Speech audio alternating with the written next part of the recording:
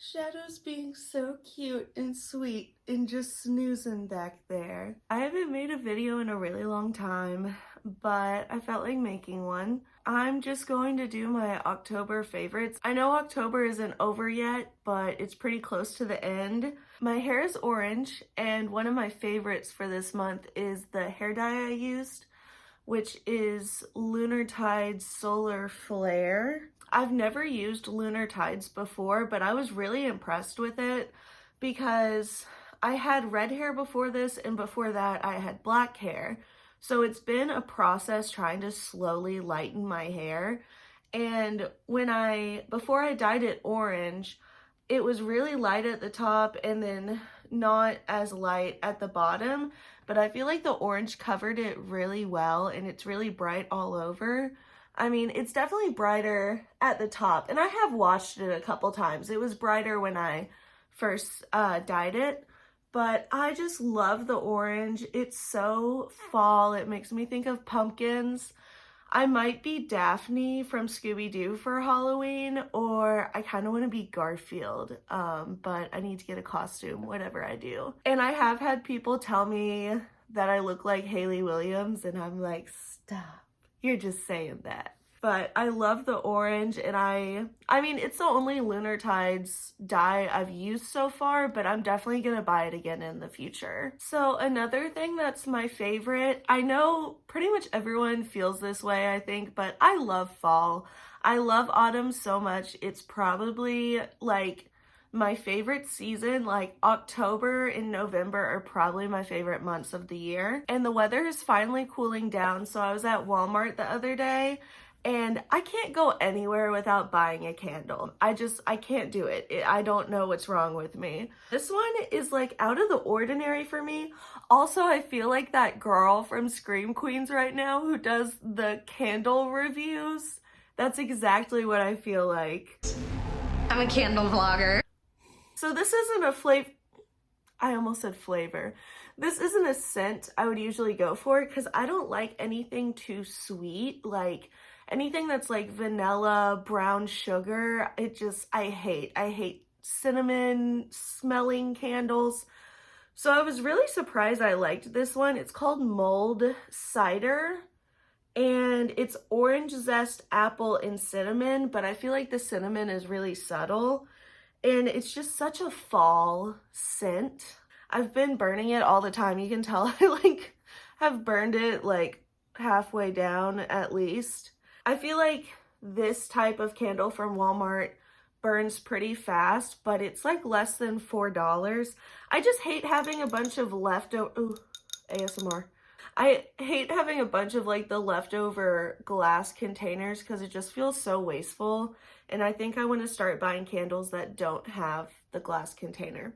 But yeah, so this scent is just like so warm, and it's been making me so happy. And then another fall thing that has been making me so happy is my local coffee shop has pumpkin chocolate chip cookies, which I was hesitant to try at first. I have one right here. It's so good. Oh my god, it's like so chewy. So the next favorite I have is the book I've been reading, and I'm really not that far into it because with school being back in session, I just have not had time to read. And also, like, this book is a little spooky, and it's definitely spooky, and I thought it was going to be like kind of a fantasy supernatural book, which it is, but it's also horror. And I don't read a lot of horror books. I don't like horror movies, but this is like the perfect level of scary, but not terrifying, but a little spooky. And I love the cover. It's called Not Good for Maidens, and it's so cool. It's kind of a dual storyline where you have the story of like the aunt and then the modern day story of the niece. And it's about their family, they're witches. And then half of it takes place in Boston and then half is in England. And in England, there is this goblin market, which sounds kind of corny at first. But dude, these goblins are fucking scary. And it's basically like a curse. Like some people, the market like calls to them. and like once you go, you usually end up getting murdered or like go crazy or like cursed for life. So again, I'm not super far into the book, but kind of the modern day story is that the main character, her cousin, goes missing, and the main character and her aunt have to go to England to basically save her from this goblin market and try to find her. And I highly recommend it. And also the main character is asexual, and I have never picked up a book. I literally just found this at the bookstore, like Half Price bookstore. Just randomly picked it up and thought it looked good, and it has an asexual main character.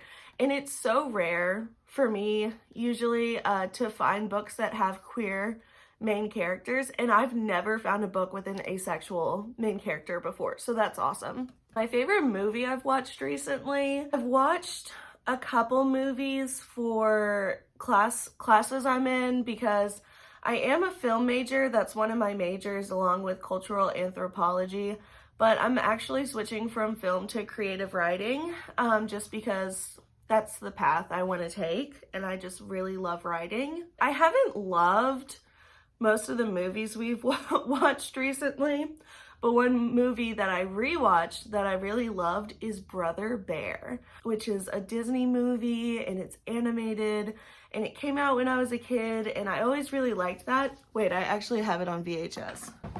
Okay, I don't know where it is. I guess it's in my other movie container. Brother Bear, it's such a good story. The music is so good. It's got like a lot of Phil Collins music in it. The show I watched on Netflix that I was really impressed with is A Man on the Inside with Ted Danson.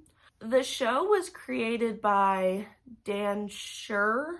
He's the creator of The Good Place and Brooklyn Nine-Nine, which are two of my other like all-time favorite shows. A Man on the Inside, it's only 8 episodes, so it's not like something really big to tackle. It's definitely more similar to The Good Place than Brooklyn Nine-Nine.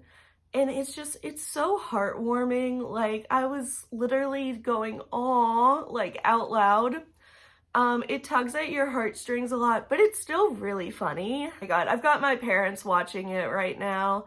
So I highly recommend that show. It was great. Basically, Ted Danson, the main character, is a retired professor, and his wife has passed away, and his daughter, who is Charlie Day's wife, what's her name? Mary Elizabeth Ellis, I want to say, who is the waitress in Always Sunny. She encourages her dad to get out there and, you know, maybe find a hobby, find a job, you know, not just sit at home all day. So he ends up working as an undercover like spy for a PI, and he goes and like infiltrates a retirement home to try to solve this crime. So it's kind of a mystery, but it's funny and also heartwarming. I loved it. And then I guess the last thing I'm gonna mention is my favorite drink recently. I have two. I definitely love going to coffee shops and getting like a latte, a macchiato, what have you. But recently I've really been enjoying making just plain old coffee at home. It used to be if I made coffee at home, I would use like a flavored creamer, but I've just been doing sugar and half, and it's just so good. I don't know, it kind of reminds me when I go to like a diner and I just get regular coffee. The other drink I really love is, I don't know if everybody has a 7 Brew where they live. They've been like popping up all over my area, but 7 Brew, it's really similar to Dutch Bros where they have coffee drinks, but they also have milkshakes and smoothies, and they do fizzes and energy drinks where it's like either a sparkling water or an energy drink, and you get to pick like from a million flavors. The other day, me and my dad went to 7 Brew, and we came up with the most delicious combination for a fizz. He wanted to try blackberry, but he wanted something else to go with it. And so he chose pineapple, and I was kind of like, I don't know about that. I thought it was going to be really tart, but it's like so sweet. It's like berry and sweet, and it comes out red, which I wasn't expecting. The blackberry pineapple fizz is like my favorite drink there right now. Yeah, that's my October favorites. I just wanted to make a little video. Also, this shirt is my favorite shirt because I saw La Dispute at the end of September, and they are my absolute favorite band. I got their new CD as well. So I'll add that on as a favorite at the end here. It's also cropped. It's cropped, which I really like. I think that's cute. I saw them in Nashville, and honestly, best show of my life, second only to the first time I saw them back in like 2022, because this was the second time I saw them. Okay, this video is long enough. I just want to say hi and check in and tell you some of my favorites. So I'm probably going to post this on my second channel because I'm trying to keep my main channel just like video essays, which I have not made a video essay since like December, so almost a year ago. But maybe over Christmas break I will finally have some time.